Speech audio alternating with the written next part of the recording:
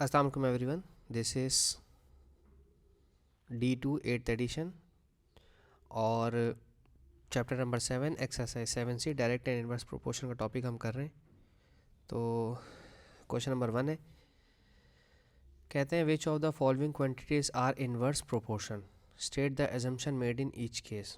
Inverse proportion बताना है, ठीक है ना। कहते हैं the number of pencils Ali buys and the total cost of the pencil. तो ये तो डायरेक्ट होगा, ये तो इन्वर्स होगा ही नहीं, क्योंकि अगर वो 1 पेंसिल परचेज़ करेगा, लेट्स से वो 10 रुपीज़ की है, ठीक है। अगर वो 2 पेंसिल्स परचेज़ करेगा तो 20 हो जाएंगे, अगर वो 3 पेंसिल्स परचेज़ करेगा तो उसके 30 रुपीज़ हो जाएंगे। तो with the quantity of pencil cost आपकी इंक्रीज़ हो रही है, ठीक है। तो दोनों डायरेक्ट हो गए। देन ऑप्शन 2 में कहते हैं the number of taps filling a tank and the time taken to fill the tank. Okay, अच्छा, लेट्स सेज अगर आपके पास टैप 1 है, ठीक है, 1 टैप ओपन है, तो लेट्स सेज ये 30 मिनट्स लेता है, ठीक है। अब अगर आपने 2 टैप्स ओपन कर दिए हैं, ठीक है, तो अब ये हो सकता है 25 मिनट्स ले, थोड़ा जल्दी भर जाए।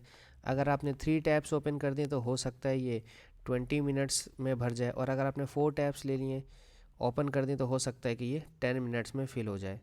तो जैसे जैसे नंबर ऑफ़ टैप्स आप ओपन कर रहे हैं वैसे वैसे आपका टाइम रिड्यूस हो रहा है, जो काम देर से होना था वो काम जल्दी हो रहा है। तो दैट मीन्स ये कौन सा हो गया, इनवर्सली प्रोपोर्शन, ठीक है, सही है। एक चीज़ इंक्रीज हो रही है, दूसरी डिक्रीज हो रही है, तो इनवर्सली हो गया, ठीक है। The number of man laying a road and the time taken to finish the laying the road. देखें, ये भी डेफिनेटली इन्वर्स होगा। उसकी वजह क्या है कि आदमी ज़्यादा होंगे तो टाइम कम लगेगा, ठीक है ना। लेट सपोज अगर मेरे पास 4 आदमी हैं, ठीक है, 4 मैन है, तो उन्हें जो टाइम लग रहा है वो लेट से लग रहा है 50 आवर्स, ठीक है, ठीक है। अब अगर मैंने 10 क्वांटिटी इंक्रीज़ कर दी तो हो सकता है ये 30 आवर्स लेंगे, जल्दी काम ख़त्म करेंगे। और अगर 20 मैन है तो हो सकता है कि ये और जल्दी काम ख़त्म करेंगे, 15 घंटे में काम ख़त्म कर देंगे। तो मैन और टाइम का जो रिलेशनशिप होगा वो हमेशा इनवर्सली होगा, ठीक है। ये आपको याद रखनी पड़ेंगी चीज़ें, आगे बहुत ज़्यादा आपके लिए आसानी होगी, ठीक है, इन चीज़ों को सॉल्व करके देखेंगे तो। अब पार्ट डी कहते हैं the number of cattle to be fed and the amount of fodder के। अच्छा, ये भी इन्वर्सली होगा। उसकी वजह ये है कि आपके पास जितने, नहीं नहीं नहीं नहीं नहीं, number of cattles the amount to be, the number of cattles to be fed and the amount of order, ठीक है। जितने कैटल्स होंगे उसके हिसाब से हमें खाना चाहिए। और कैटल्स का और डेज़ का होता है इन्वर्सली रिलेशन। ज़्यादा जानवर होंगे तो ज़्यादा खाना लेकर आना पड़ेगा, कम जानवर होंगे तो कम खाना लेकर आना पड़ेगा। तो ये है डायरेक्टली प्रोपोर्शन, ठीक है। ओके, अब है the number of cattle to be fed and the time taken to finish a certain amount of fat है, ठीक है। ये हो जाएगा इन्वर्स, क्योंकि अगर लेट से मेरे पास एक बकरी, खैर एक बैल है मेरे पास, तो वो आई एम सो सॉरी, अगर मेरे पास एक गाय है, ठीक है, या एक दो घोड़े हैं मेरे पास, तो अगर वो उनका जो चारा है, वो जो खाना वो जो खाते हैं, वट जो भी वो खाते हैं, वो किस हिसाब से ख़त्म होगा। अगर मेरे पास 10 दिन का खाना है, ठीक है, लेट से मेरे पास हॉर्सेस जो हैं, हॉर्सेस मेरे पास 2 हॉर्सेस हैं, और जो डेज़ हैं जो खाना है उनके लिए मेरे पास वो है 30 डेज़ का, ठीक है।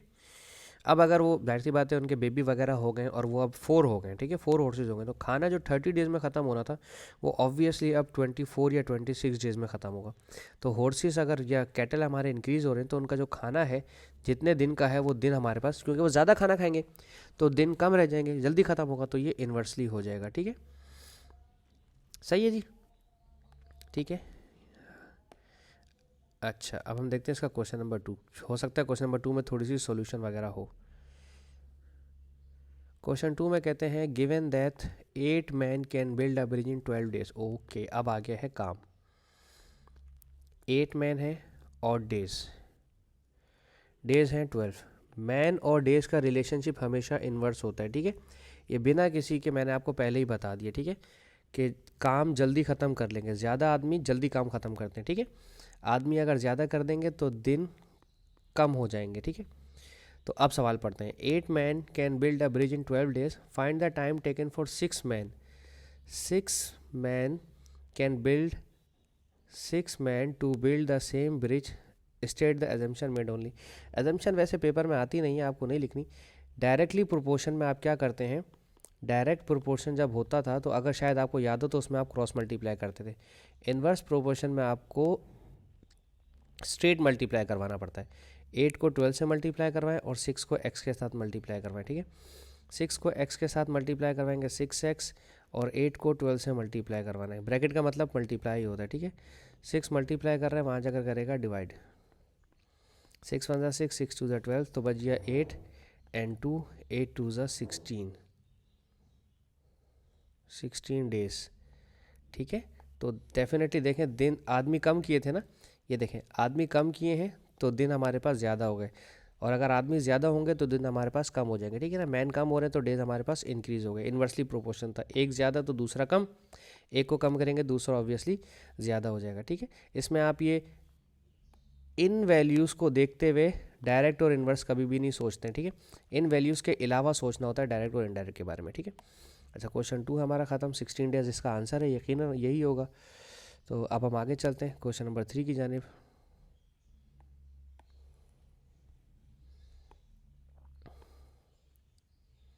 क्वेश्चन 3 क्या लिखा हुआ है? If x is inversely proportional to y, यानी कि x is inversely proportional to y, इस तरह से लिखेंगे 1/, ठीक है। तो x इज इक्वल्स टू के वाई, ठीक है। मैं तो आपको डायरेक्ट अपॉन में डायरेक्ट लिखवाता ना, x इज इक्वल्स टू के वाई लिखवाता था जब डायरेक्ट प्रोपोर्शन था। अब हमारा इन्वर्सली प्रोपोर्शन तो हम इस तरह से लिखेंगे, x की वैल्यू 40 तो आप यहाँ 40 लिख दें, k फाइंड आउट करना है पहले तो, और y की वैल्यू 5 है, यहाँ 5 लिख दें।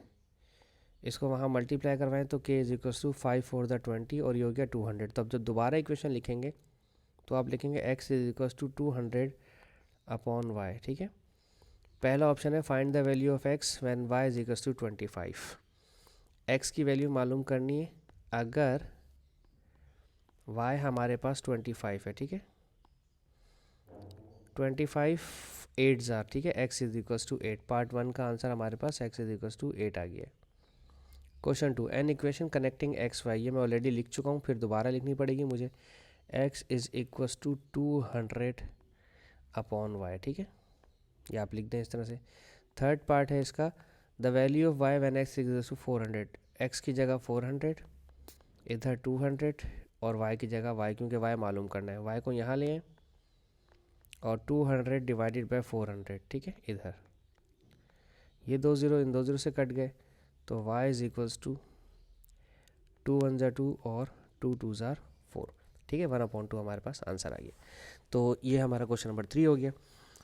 और अच्छा, अगर ना देखें, ये तो अगर पार्ट 2 के अंदर इन्होंने कनेक्टिंग इक्वेशन का हमारे से बाद में पूछा है, अगर ये कनेक्टिंग इक्वेशन नहीं हो हमारे पास, लाइक k की वैल्यू हमें नहीं दी जाए, k की वैल्यू फाइंड आउट करने को ना दी जाए, तो आप डायरेक्ट 8 कैसे निकालेंगे, ठीक है। तो उसके अंदर क्या होगा कि जैसे लेट सपोज इन्वर्सली प्रोपोर्शन है ना, तो आप यूँ लिख सकते थे, x और y है ना हमारा, तो हमें यहाँ पर x और y की वैल्यू गिवन है, और यहाँ y की वैल्यू गिवन है, और x मालूम करना है, ठीक है। तो कंडीशन हमारे पास होती है x1 y1 x1 y2, ठीक है। नहीं, y1 ही लिखिएगा k की वजह से ना, x1 y1 is equals to x2 y2, ठीक है। ये ऐसे भी हो सकता है बिना k की वैल्यू के। x1 है 40 और y1 है 5 विच वॉज गिवन ऑलरेडी, ठीक है, ठीक है। बिना कनेक्टिंग इक्वेशन के पार्ट 1 करने बता रहा हूँ, बिना k के वैल्यू के, ठीक है। और x2 आपको मालूम करना है, और y2 की जगह लिखा हुआ है 25, ठीक है। तो 40 × 5 डिवाइड बाई 25, ठीक है। x2 का आंसर 8 आ जाएगा, चेक कर लीजिएगा। 5 1 5, 5 1 25, 5 1 5, 5 8 40, x इज इक्वल्स टू 8, ठीक है। ये देखें, पहले तो मैंने यहाँ k की वैल्यू फाइंड आउट करने के बाद 8 निकाला ना, और अगर वो पार्ट 1 दें, ये 2 और 3 दिया हुआ नहीं और k की वैल्यू मालूम ना करने को दी हुई, तो डायरेक्ट आप ऐसे भी फाइंड आउट कर सकते हैं। लेकिन इतना कोई टफ एंड फास्ट रूल नहीं है इसका, हार्ड एंड फास्ट रूल नहीं है, आपको जैसे मर्जी दिल करे आप कर सकते हैं, ठीक है। इसके साथ ही मेरी वीडियो खत्म होती है। होप सो मैं आपको समझाने में कामयाब रहूँ। Thank you so much for watching my channel. अल्लाह हाफिज़।